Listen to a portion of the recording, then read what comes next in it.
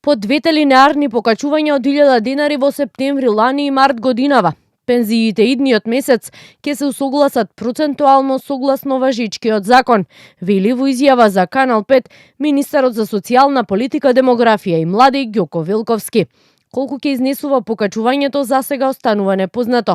Ресорниот министер вели, пресметката ќе се прави по познатата формула, утврдена со закон, и тоа 50% од трошоците за живот и 50% од порастот на просечната исплатена плата во земјава.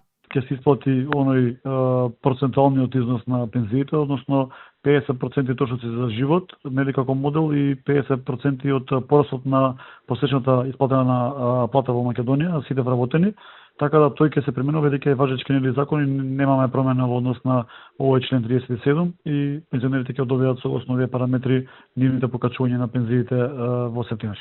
Откако во јавноста се отвори прашањето за евентуално укинување на вториот пензиски столб, ресорниот министер смирува.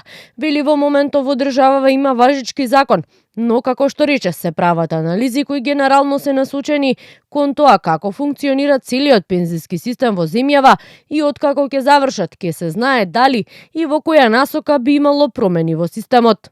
Ние ги правиме во овој дел, нели, како што спомнав и претходно, анализите кои што ќе ги дадат од ММФ и Светска банка по однос на тоа како функционира системот, нели, во вториот пензиски систем и слично.